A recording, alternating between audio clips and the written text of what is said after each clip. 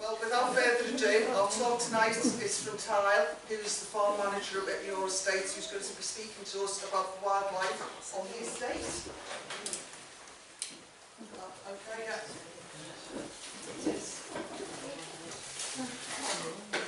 Right, good evening. I gave this talk in Duns in December, and after 10 slides, half the audience was asleep, so get comfortable. Turn the light back on. No. I have my farmer's hat on tonight, so I'll do lots of moaning, complaining, but there'll be a few pictures of interest for you all. So farming for wildlife or with wildlife is the question I often ask myself, but it meant that we had to start seeing what wildlife we had to be able to decide the answer to that. If you thought we were in La Mancha, we're not. There is the organic farm in La Mancha with cafe and all sorts. So if you came to hear about that, you're at the wrong talk. We're not organic. Next to us is Easter Whitmuir, it's organic. And we're not perfect. We use pesticides and nasty things, but we have a reason why we use them. Whitmuir is a farm just outside Selkirk. We're at about 900 feet for most of it, so there's a fair bit of snow flies past most winters. There was a little bit this morning, and last year I got snowed off when I was supposed to talk to you. But anyway. It's mixed, it's arable and lots of woodland and grazing. For the eagle-eyed of you, somewhere on there, I'll point it. You've got some seal command. Oh, right. It's somewhere, oh no. There's the Eildens. Anyway, you can see it is a typical mixed border farm, woodland, arable, grassland and bits of wetland. We have been taking part in lots of environmental schemes, and every 5-6 years you get another one coming out. So I've seen them all. In the beginning, at the end of the year, you used to fill in a report, but it was very basic questions, and it didn't matter what you answered, it was fine. Some of my colleagues would put, I saw a robin at the bottom of the field, and that would be fine. But I knew that as we were using your tax money, the questions were going to get hard, and this was still European money at that stage. So all the time the questions were getting slightly more, not complicated yet, they just said, did you see any, or did you see more butterflies, insects or whatever, and because we hadn't recorded it, I said no, because we hadn't recorded that there was an increase, so, and that was fine. But it did become clear that more and more information would be needed to see what we did with the environmental funding we got. And so we started with plants and moths, and some of the people that were involved in that are in this room, so better not say too much. But the time there I've managed to wipe out, and I've learned lots of lessons, and one of them was that time likes grazing. We had a very good bit with orchids, so we stopped the grazing, and within a year all the time was gone. So sometimes grazing is important. We started with 5 orchids, that was all very exciting. Now you trip over them, 2,000 plus. In the last few years it's been going down again because some of the grassland is getting more mature again and it's sort of slowing down a little. The best thing for getting rid of orchids is sheep, because they love them in spring. So it's a question of grazing management lots of birds. 98 species we've recorded officially. We are over 100 easily if we did unofficially. I mean, there's on Whitmuir Loch, which is next door to us, there's lots of ducks in assorted flavours, but we haven't seen them on Whitmuir, but we can see them from Whitmuir. So there's a lapwing. This is was a regular visitor. Last 10 years at this time of year, we've always had a pair of mute swans that we got to know very well, and sadly they're not there this year. So whether they've become victims of bird flu, we don't know, but it's quite strange that all of a sudden they're not there. We've got a pond called Swan Pond with no swans now. I am Dutch, and my first job was on this intensive Dutch dairy and farm, and the fields here were full of lapwings, and you tripped over the nests, and they were everywhere. And at the time you could pick the eggs till a certain date. The first eggs were given to the queen each year, and then you could pick the eggs, and so I've probably wiped out all the lapwings. And it was quite common on most farms, the lapwing eggs, the first eggs were always picked, and then when the cut-off date was, you stopped, and then they stayed. So there's lots of things that we used to do, luckily we don't do anymore. And we're struggling with some of the waders, especially now.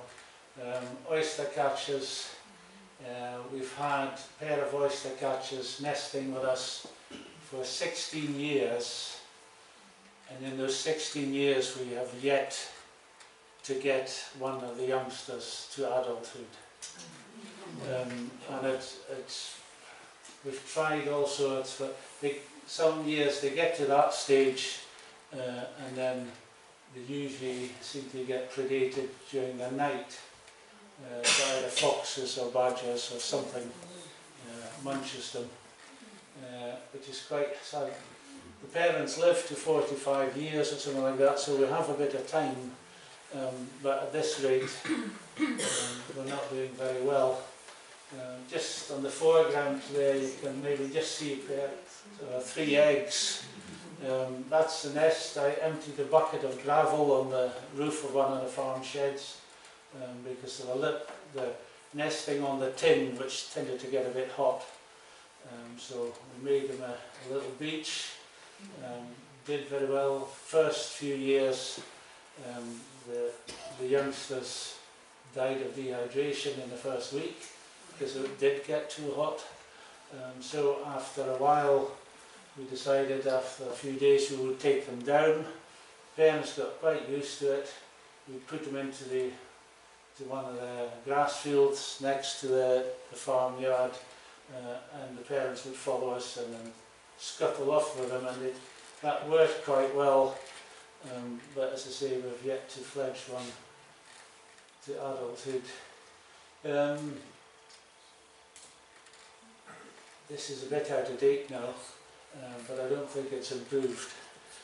So in England they're going up, with us they're going down, but part of it may be in England they were at a low point as well, so I don't know, it's not a good picture. We have lots of winter visitors. A few years we have had starling murmurations at the Whitmuir Loch and the reed beds that are on the edge of our farm. They haven't been there for the last few years, but we do get big flocks, especially when there's snow, of assorted finches.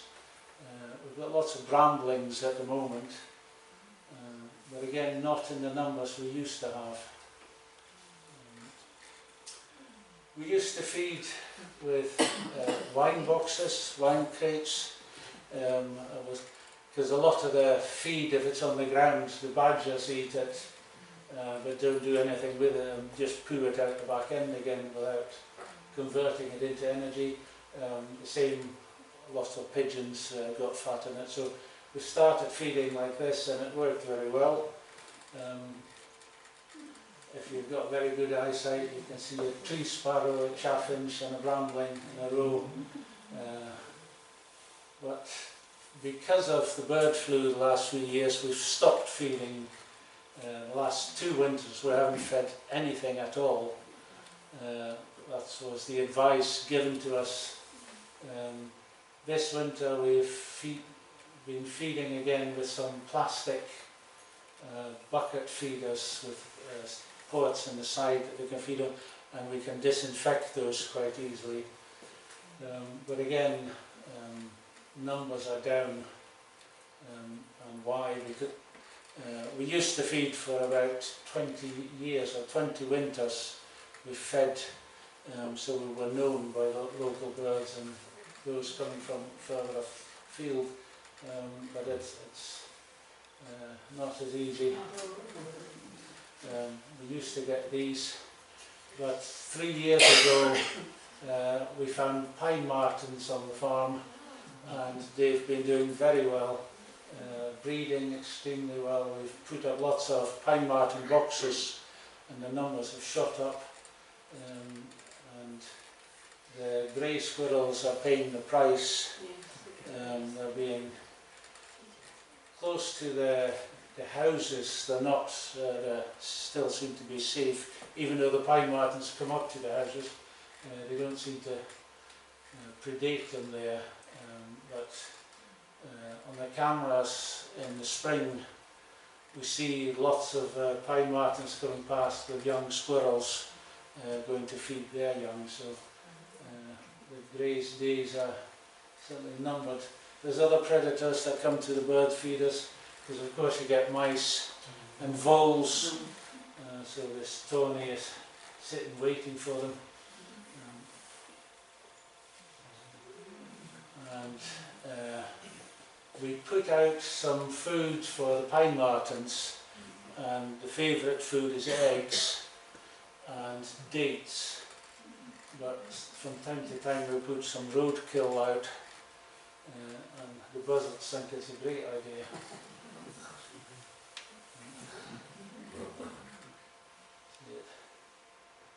That's a roadkill pheasant being eaten there.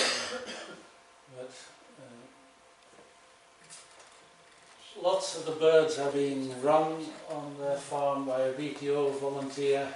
Sparrowhawk keeps hitting the net and always looks pretty disgusted by it all. And we also ring birds from the nest boxes, and we've a lot of nut hatches that have been run on the farm from nest boxes. We get 2 lots from most of the nut hatch boxes, and we have about 4 or 5 territories, so that gets lots of.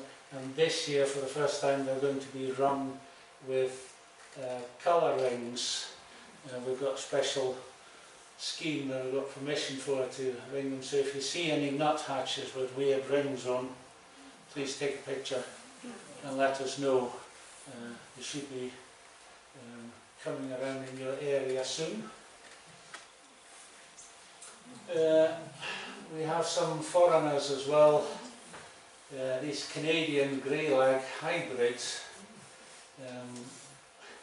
The geese used to nest on some of the ponds, and the otters always used to eat the eggs. But the last few years the otters have started to prefer frogs, and are leaving the goose eggs, which are far more nutritious than a spring frog. But anyway, and so these offspring, there's grey-lag parentage in there as well, so it's a bit of a mixed bag. And we've been told, well, if you don't want them, they're not native here, you can prick the eggs, take the eggs away. We've decided to leave them for the otters, but the otters are failing us. Lots of mammals as well. We do a very good line in brown hares. It takes a bit of looking after the place for the hares to be happy, but lots of roe deer.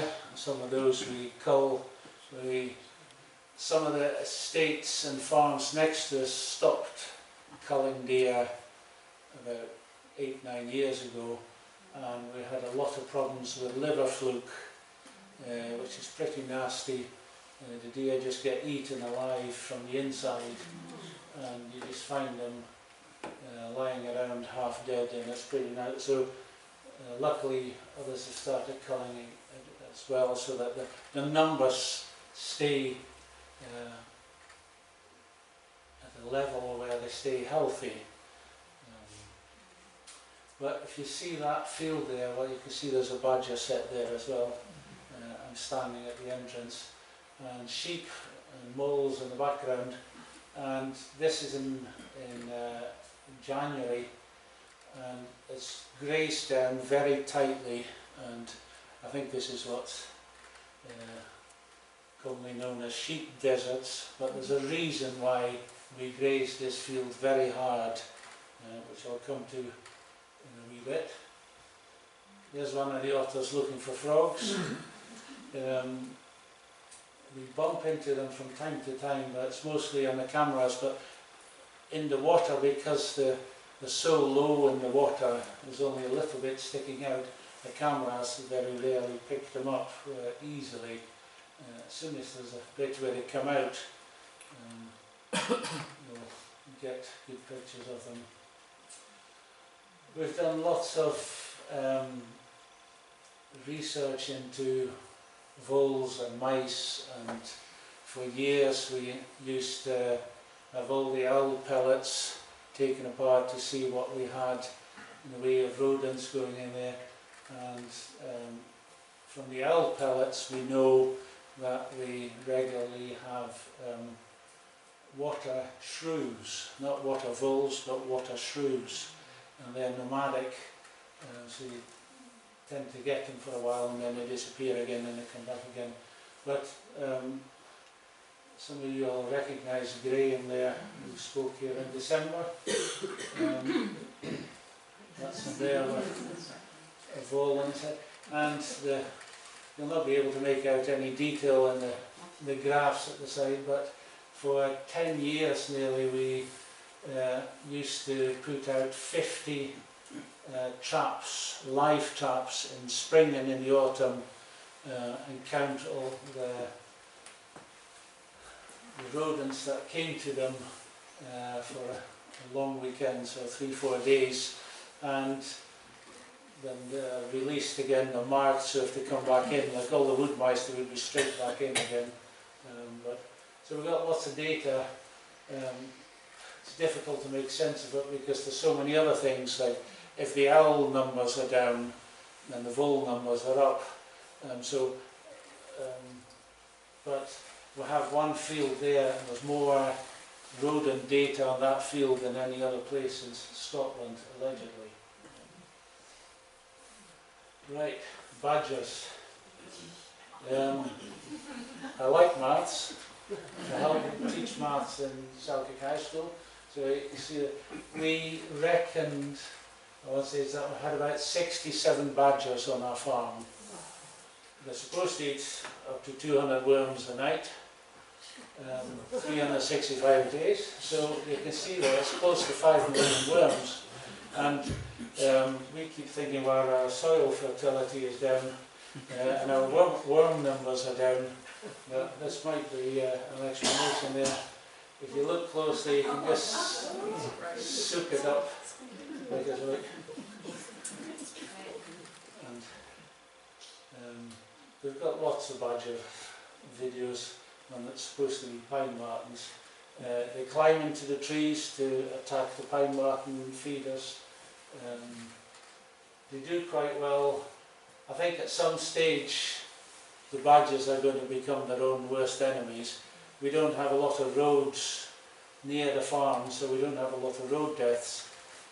if they move away from us, they'll hit roads where they might get it. But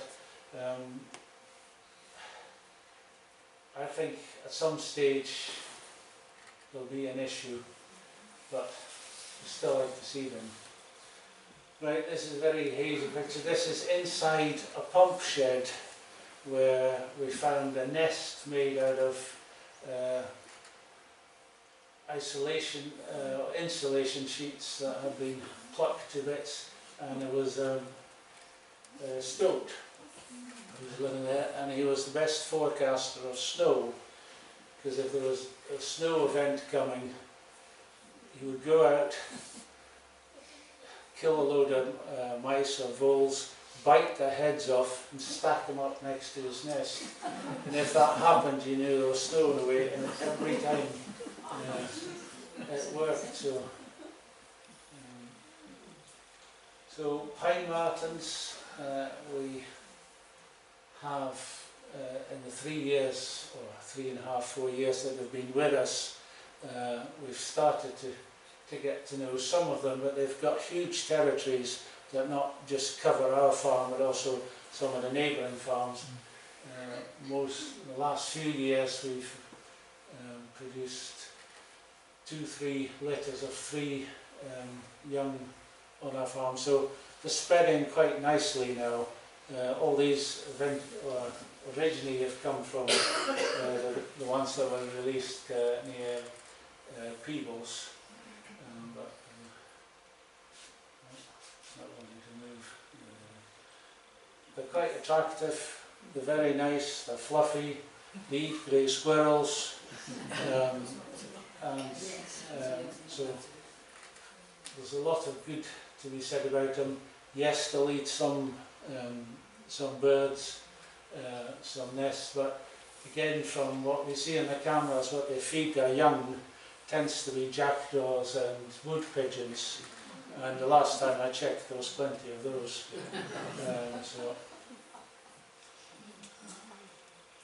We have a lot of fungi recorded on the farm. Just over 660 species of fungi have been recorded. Part of our grassland fungi, this of course, fly agaric, is a woodland fungus. With us it grows out in the grass fields in association with rock rose. So it's quite an unusual pairing, but it works quite well. We've got lots of common ones. We have some edible ones.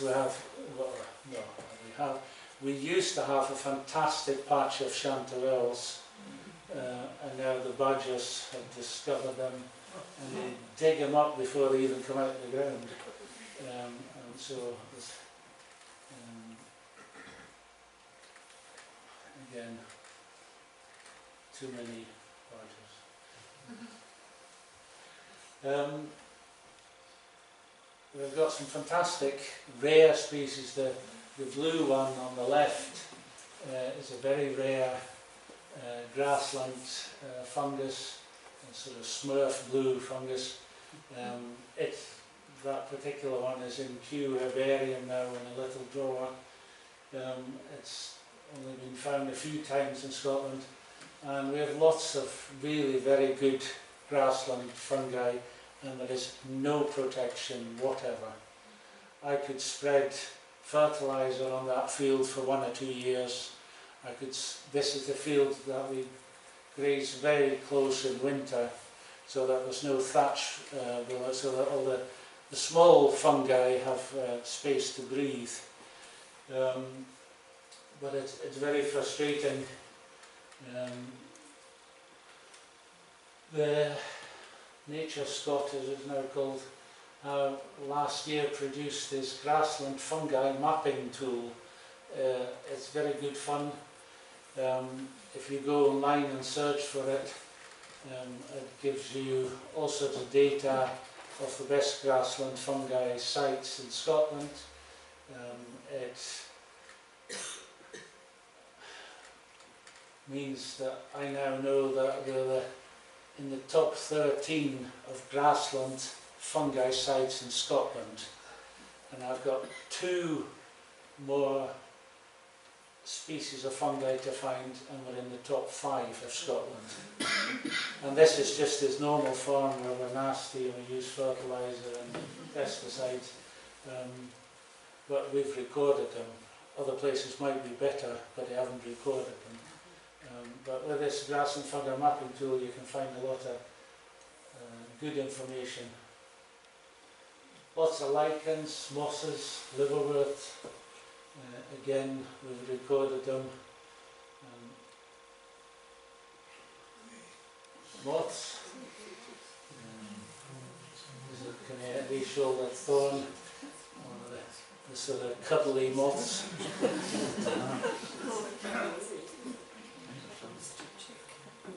I'll have to show a few moths here, since Malcolm's in the audience. Red sword grass, which is just basically a stick. Host moth, very attractive, both as caterpillar and as adult. Silver Y, which is one of the migratory ones that comes from the Mediterranean. This is probably Mediterranean one because it's quite brown or light brown. The ones that are born in Scotland tend to be a lot darker. Fluff ermine, white ermine, they belong in the House of Lords. Elephant hawk moth trying to steal my pencil.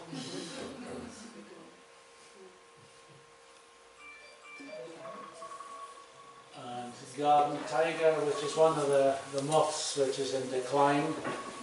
Some moths are doing well, others are in decline. This is one of the most attractive moths you'll see, and it's a caterpillar that you tend to see as well. It's quite hairy, runs around without fear for birds. And some of the little micro ones are very attractive. This is one of the mint moths. Antler moths. These can sometimes get into plague proportions. Some time ago, quite some time ago, in the Ettrick and Yarrow valleys, these were so bad that all the grass and some of the hills was getting killed, and then the caterpillars all washed down the hill into streams, and there were streams blocked with caterpillars. But they're very attractive. Yes, centre-barred sallow and sallow. With that name you'd think they would both eat willow trees, but centre-barred sallow is actually on ash tree. So the ash tree dieback, that's one of the moths that is affected by it, because it feeds on the young seeds in spring, just after flowering. And pink-barred sallow looking like a birch leaf.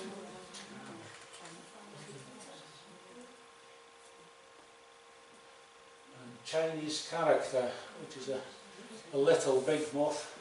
You can see the size of it, and it's supposed to look like bird poo, and that's its trick to not get eaten. So, this was on the farm next door, I hasten to say. We've counted over 1,600 species and counting, and the more information we get, the less we know, because it's quite difficult to manage the farm in a way that benefits all 1,600 species. And that's one of the challenges, and with previous environmental schemes, you would get paid to do good for certain species, and of course those got their with the new environmental schemes which they're hoping to bring out in the next year or so, they're looking at paying for actual benefit rather than just giving the farmer to do something in the hope it benefits. You then are going to have to do things which benefit, for example, waders, and then you're going to get paid on the success of the waders breeding. But then if you get a bad spell of weather and all the young die and wet and cold, your benefit goes as well. So it's going to be very difficult to police, and it's going to be quite complicated. So, as I say, the more we know, the harder it becomes to work out what you want to do next. And it's coming up to the tea time. Thank you. Anyway, so we are a mixed farm, and we grow barley mostly at the moment because it suits being at a higher elevation, because it ripens quicker than wheat do. But most years, a good barley year, we make about £3,000 profit. And in a bad barley year, we make that in loss. So it averages out at no money at all. And we still do it because there's huge benefits for wildlife. If you have stubble, in winter time, we do very good line in skylarks. We sometimes have sort of 100, 200 skylarks on a stubble field, and some of the waders, like the lapwings, like to nest on stubble fields because the young don't get overtaken by the grass if it's a very wet spring, because then you can't get the young out without them drowning in the wet grass.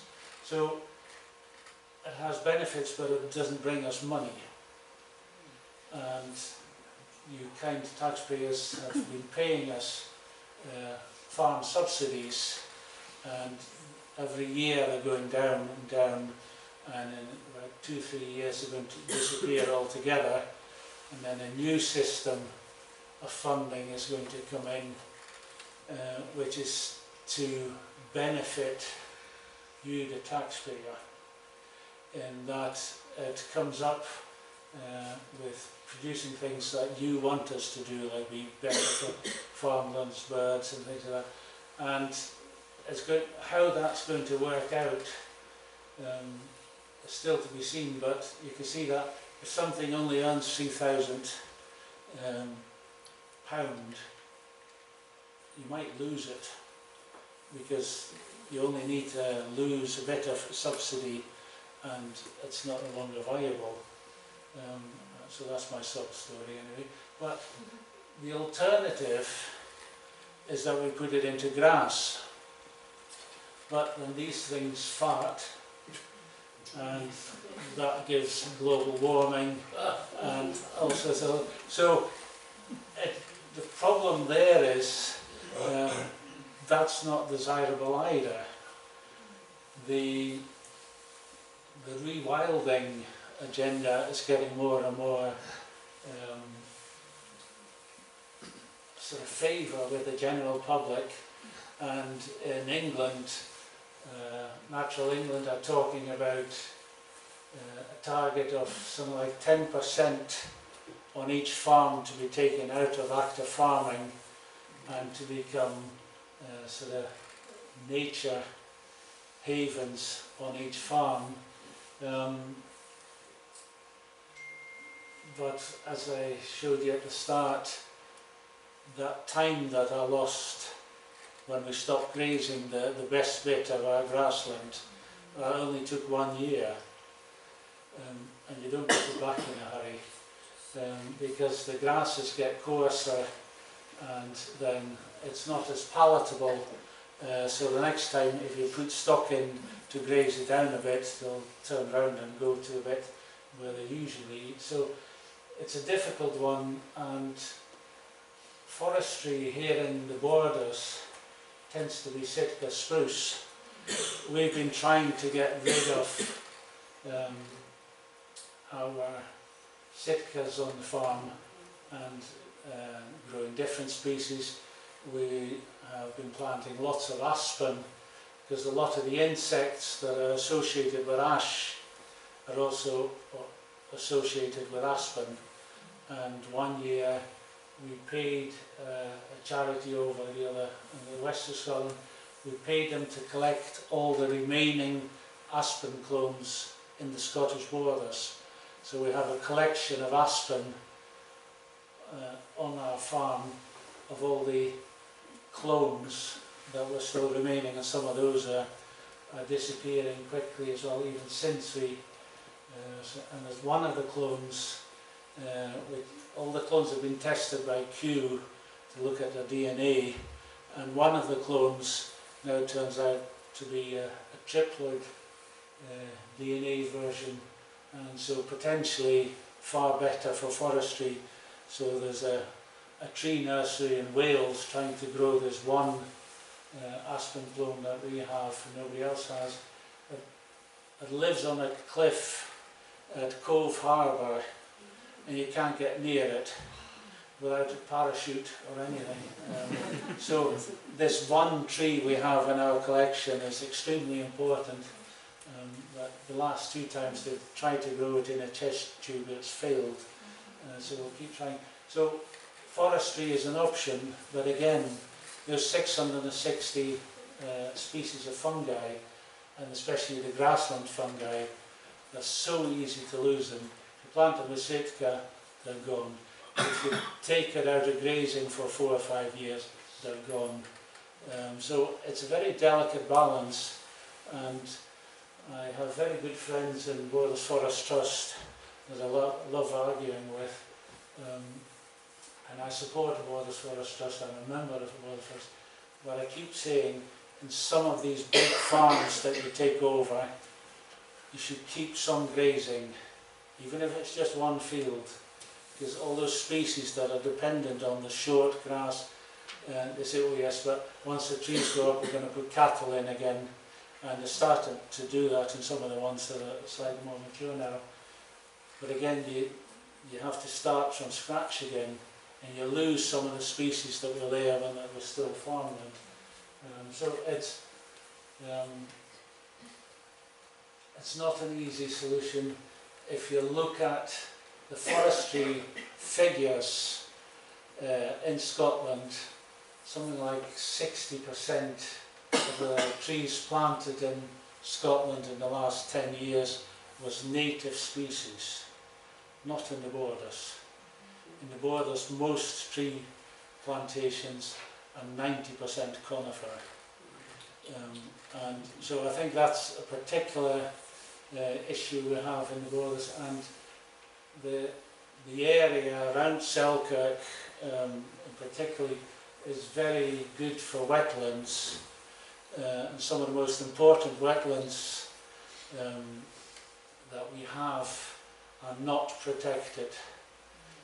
Some of them are designated as local biodiversity sites, and local biodiversity sites means that the council has to look at it a bit harder when planning application comes in.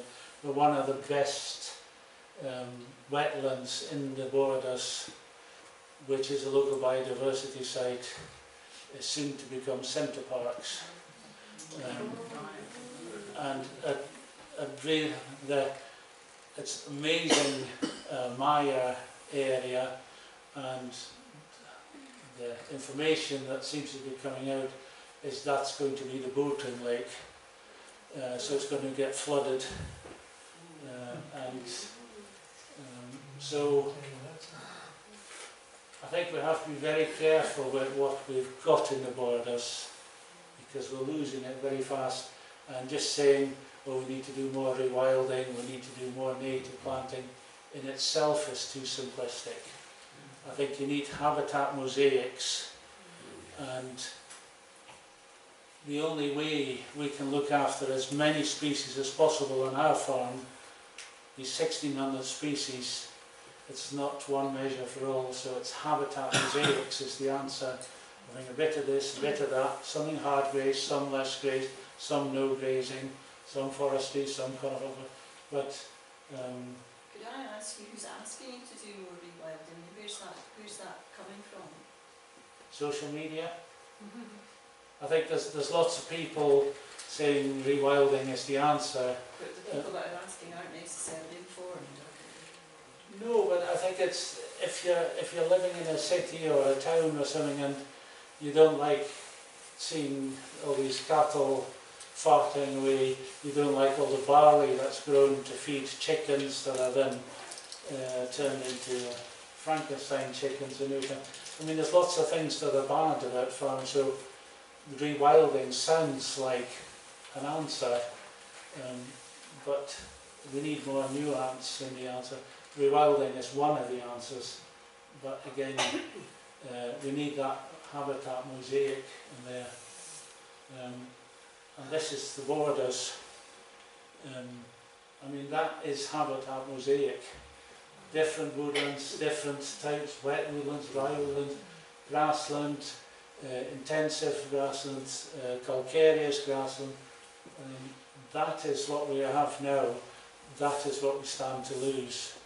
And with the way the farming is going, where the farm subsidies is going, it looks like the bigger the farm, the more able you're going to weather the storm. So smaller farms are going to get bought up, and if you have big machinery, all these hedgerows and things are going to be in your way. So we can make a huge difference. I mean, I think the fact that all these pine martens are spreading so easily in the Bordes is exactly because of that. All those tree lines, hedge lines, woodlands everywhere, that's the reason they can spread and why they're doing so well. But that's what we stand to lose. This is Whitmuir moss, and on Whitmuir moss, 100 years ago it was a moss. It was just a bog with sphagnum moss on it. Trees were like willows and like well seeding into it, so it becomes drier. During the war they tried to plant conifers in it, luckily it didn't work. But the amount of moss species in there and fungi species in there is quite, the amount of moths in there is pretty good, and you can see there's a few other things wandering about.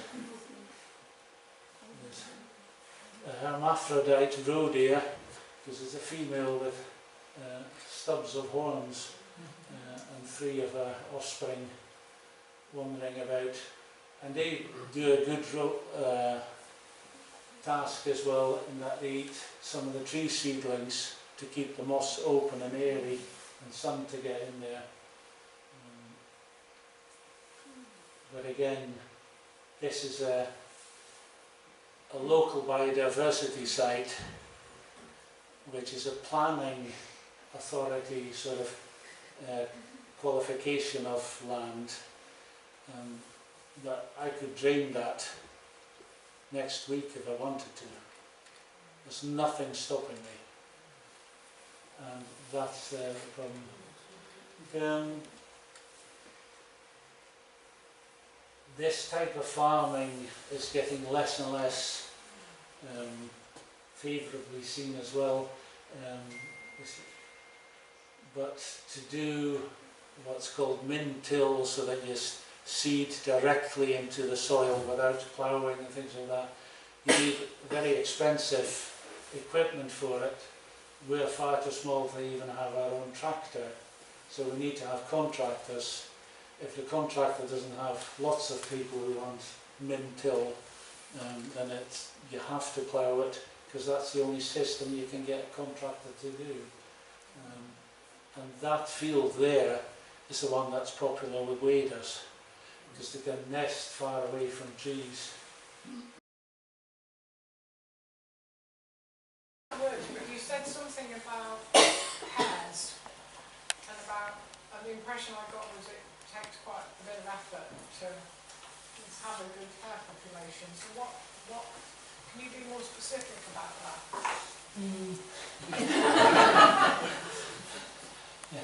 they need longer grass to have young in the spring, Right. so that they can hide the young, because if it's too bare, then all the buzzards, foxes and everything. Fox control is a subject that we're not allowed to mention in this group, but it does make a difference. And I've banned the hunt, so that's not the answer, because I hate them.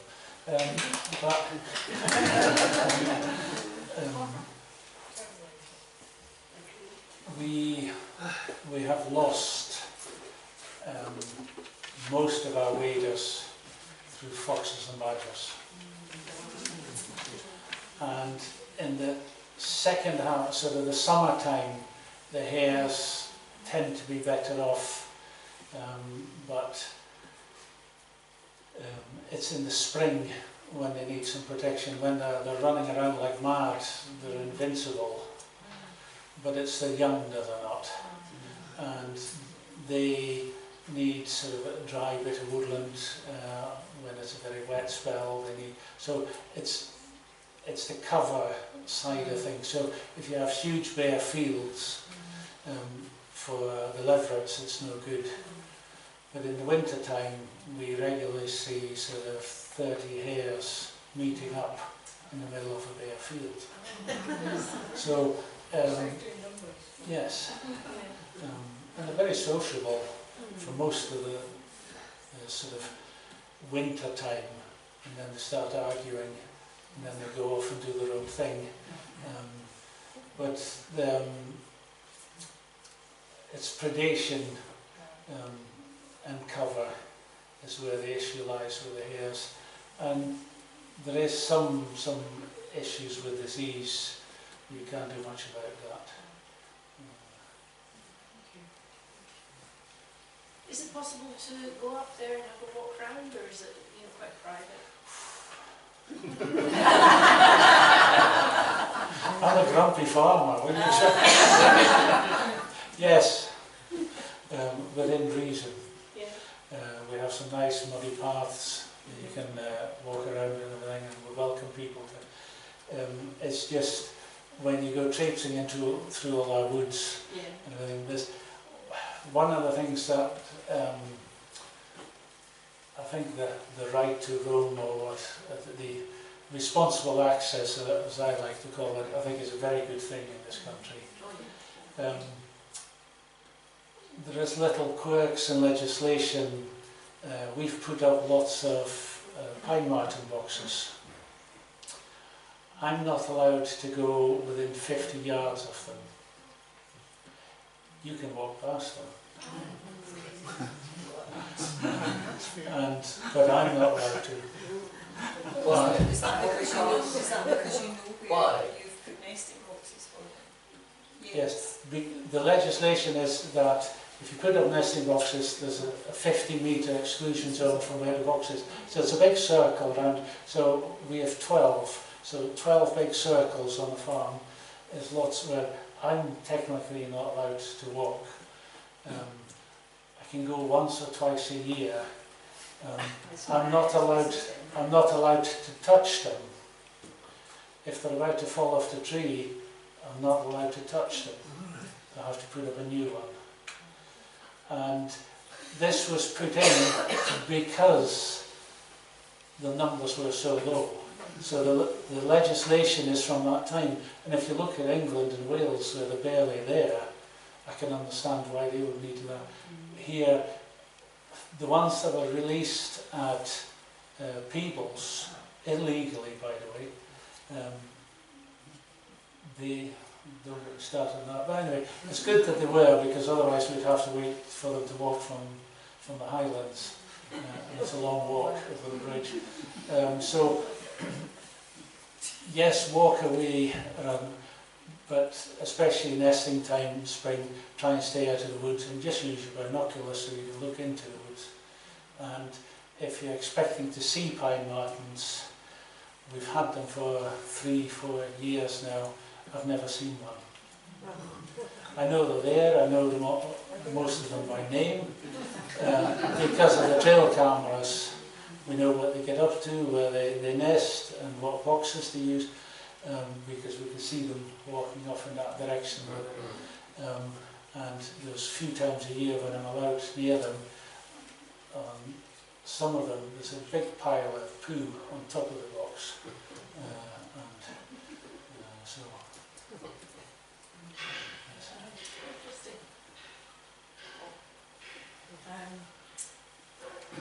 Farms vary tremendously in terms of terrain, altitude, soil types and all the rest.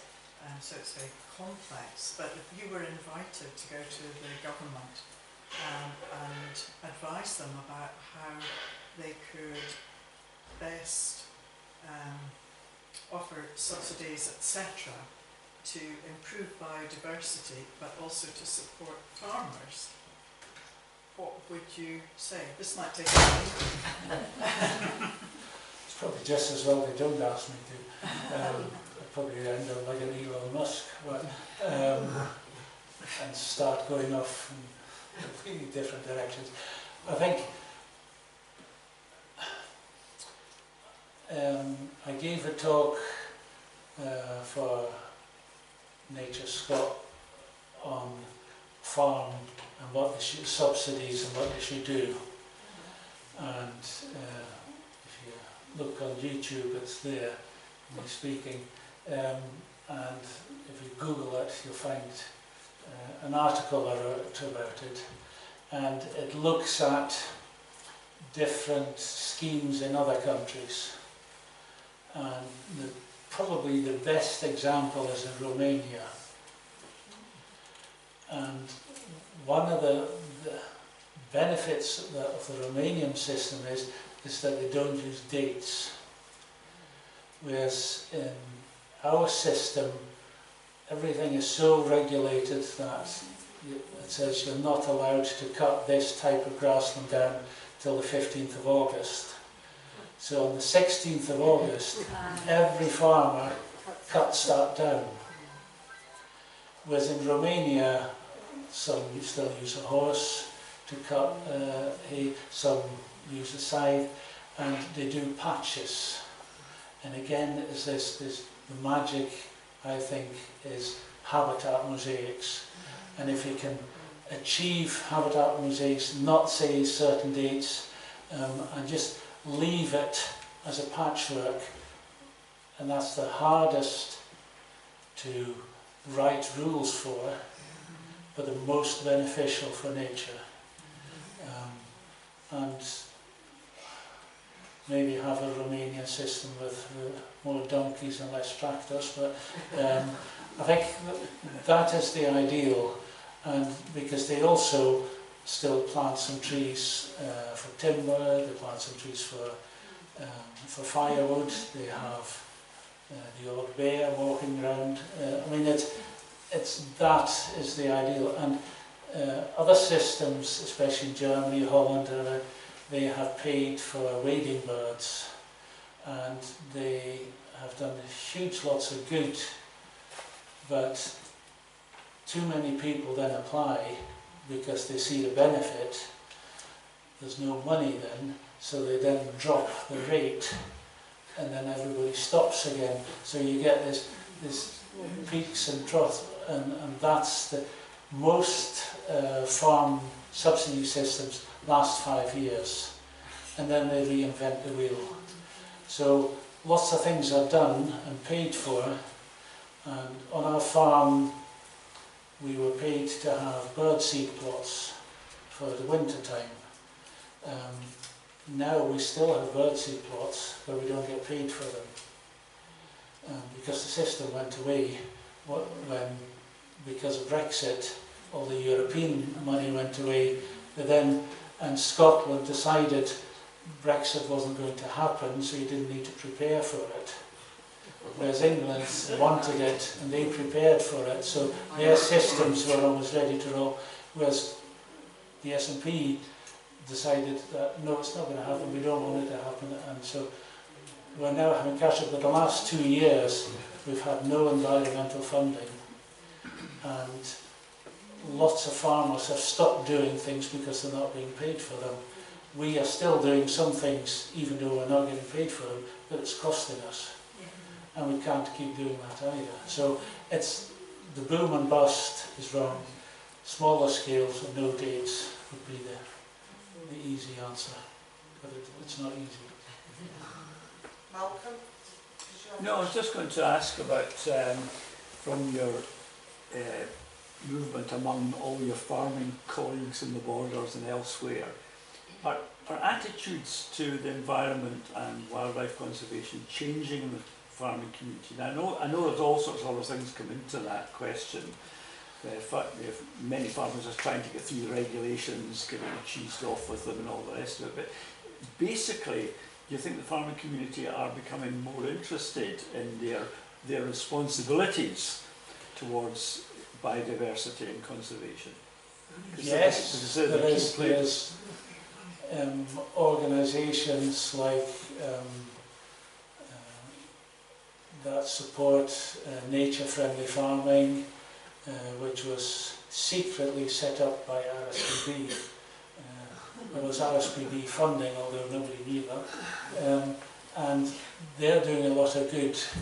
And that means that the NFU has less input because there's other voices.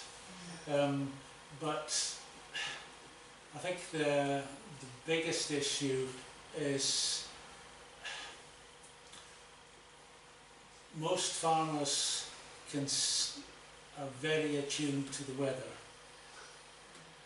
and the last years they've seen the wet, they've seen the extreme storms, and if you're out in it every day feeding your sheep, you see that far more than anybody else.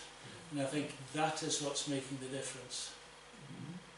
That whether it's global warming, whether it's something, they know something's changing and we need to do something. And whether that is to prevent flooding downstream, to prevent flooding of our own farms. I think the weather is probably the biggest ambassador of change. And younger generation coming out of agricultural colleges who are getting a different education, which much more information and all the technology that's now available, whereby every field is mapped into infinite detail, and the tractors are satellite steered so that the bit that needs fertiliser gets fertiliser, because the price of fertiliser is so crazy. It is just put there where it's needed and not where it's going to get wasted. So there's lots of technology that's helping. But at the same time, if you're sitting on that tractor, which is satellite steered, if there's a bloody hedge that keeps zigzagging into your straight line, it makes you change your mind in some places. I think it's a very mixed picture, but it's probably going in the right direction, but maybe too late. Thank you. You mentioned something about centre parks, and it just sort of went so quickly. What was it that you talked about there? It's a Buccleuch farm, Yes. which was going to get covered in Sitka, and for about 5 years several people have been speaking to Buccleuch and saying maybe you could do something better than Sitka, and Buccleuch over the last years has been better at speaking about things and actually asking for opinions. So they've clearly decided Sitka wasn't the answer, so tourism is. And I think that the problem that it's a local biodiversity site which really has no protection other than it sort of highlights that there's stuff of interest. It's not like a traveller's eye.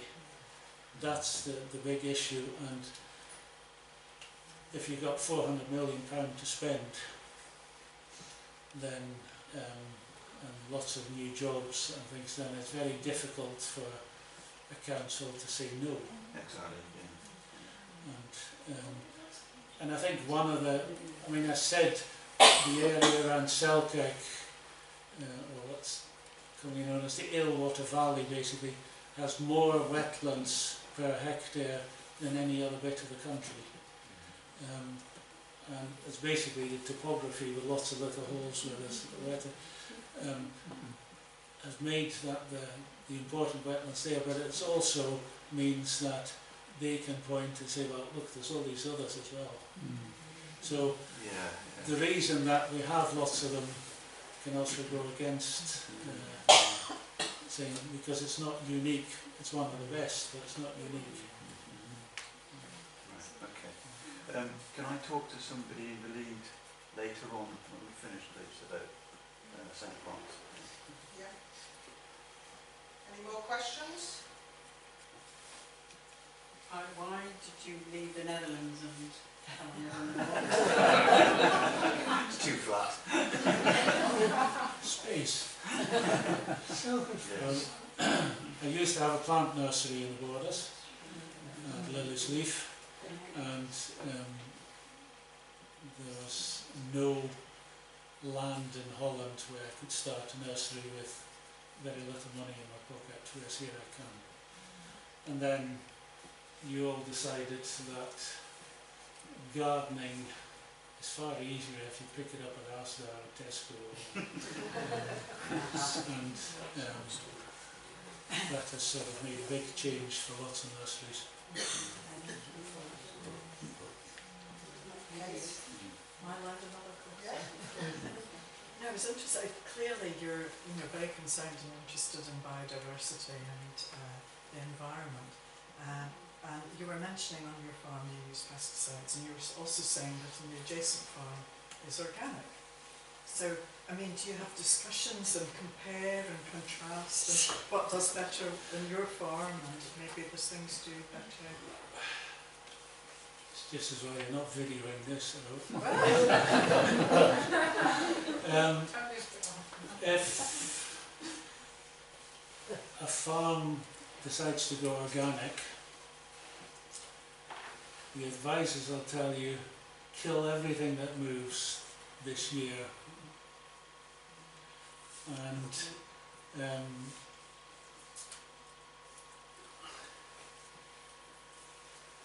the problem with that is that most farmers, you have to be a plumber, an electrician, a joiner, a vet, a land manager, you need to do wages, you need to, I mean, there's so many skills you need to have.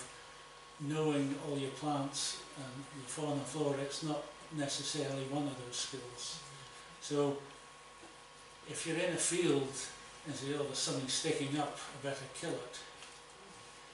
And one or two farms near me that went organic, I noticed that when they were out spraying everything into oblivion, hedge mustard, which is one of the most important ones for orange-tipped butterflies, was one of the ones that got it in the neck because it sticks up. And so the management of the soil on organic farms is very good, and because it's based on science, and they say if you do this and if you don't plough it all the time, and you do, that is where it has a benefit. It's the going into organic status and the bit where you kill everything, that is where the danger is. I've known that. So that might be another opportunity for farmers to get better subsidies within the transition period. There used to be an organisation with an office in St Boswell's at Maxton called FWAG, and they did all the sort of environmental advice for local farmers. They were trusted by farmers, and that was the big thing, that the farmers knew that if flag was saying, don't spray that, there was a good reason for it, and they listened. If you go in as Scottish Wildlife Trust and say, oh no, you've got your agenda, and when the funding for flag was pulled, all that goodwill and knowledge disappeared overnight. And it's farmers are willing to listen, but it's who brings the message, and all those messengers were shot when the funding got pulled. And I think that's the big problem, and that's they also haven't got the time to walk around with you when you go with your knapsack and kill everything when you're going organic. So I'm not particularly informed. So what do you mean by a farm that's going organic kills everything? What's everything? Basically, because you're no longer allowed to use pesticides, you have to pull thistles out by hand and everything. So in that transition year, if you spray every thistle or everything that looks like it's a ducken or a thistle, if it sticks up, it's a wrong one. So you lose lots of things that you shouldn't be losing. That's natural. Yes. Because they have to get rid of it in order to no, because they haven't got the knowledge of what to get rid of and what not. There needs to be a blank canvas, and that's not necessary. But because one of the organic farms on one of the sites, they had a big problem with creeping thistle and spear thistles, and for something like 4 or 5 years they had squads from Ahoik pulling out every thistle with a little lever thing, and it cost absolute fortunes. And so that's why you kill everything that looks like it might be something you don't want. Why would you pull a thistle? One of the best things for feeding butterflies. And they're bloody stupid. Yes, but if it's in your silage and it's does all the, I mean, this is just the way the system is now. Having thistles, like the creeping thistles, we have our most important grassland, the calcareous grassland we have on one side of the farm. We're losing huge areas of good fungi ground to creeping thistles because they get so dense, and so pulling it up by hand with a creeping thistle, every bit of root you leave in, it comes away again, but you do tire it out. But it, for nectar, absolutely, there's nothing better. That mosaic. It's like a bit, not all of it. I think in the wilding book they were actually going to have to give up at one stage because they had so much creeping thistle, and then just on the sort of cusp of them giving up, there was an invasion of butterflies from Europe that ate it. Do you know about that? If you read it? Yeah. Yeah. And the butterflies came just in time. It was like, you know, nature. I mean, if you top them regularly, it pisses them off. So that is only, but then you're also topping some of the good grass. So I think there's the organic farmers have better ways to deal with that. But because there's this whole list what you're not allowed to do, it does make life slightly difficult. One more question. Oh, you've had two now. Sorry. It's been very well cultivated for years, isn't it? Mass production of vegetable or flowers. All these years have been churning them out. Has nature suffered? Yes, Oh, but not as much as in Spain. In Spain it's a lot worse, where it's all polytunnels and everything goes. So I think again it depends on legislation and how well policed it is. But I mean tomorrow, Valentine's Day, millions and millions of roses get flown in from Kenya, and the amount of pesticides that's used on them is just crazy. So if you think too long and hard about it, you just, yes. So I remember being at the Floriad a few years ago, and there was huge displays of the most brilliant colours of flowers, but they weren't natural, but again they've been flown in from Africa and deliberately grown because people think that Europeans want to see flowers of colours that we shouldn't really be seeing. But the big thing in the Netherlands is that it's all water. So every field has a ditch beside it. So any pesticide runoff is in that water, is detectable and gets punished. Whereas all what we see with all the water scandals, mainly in England, I mean, it's just crazy. It's just all money, money, money, and it doesn't matter. You don't change. Whereas in Holland, they had to make a big difference because all the water was so poisonous that if they didn't do something, then everybody would die. Now, most of the cut flowers growers in Holland now use no pesticide in greenhouses. And it's in Holland, it's all on the label. In this country, it's not. So in Holland, you can make a choice. I want to buy flowers that no pesticides have been used on. Not here. Isn't it the case that a lot of the stuff that comes from Holland has actually been grown in Africa and imported into Holland before it's imported into the UK? Well, it's slightly different in that it's not so much about the growing, it is the Dutch auction systems that are there. So everything's flown in and sold through the auction club because that's the best price setter. So it's marketed and flown in through Holland.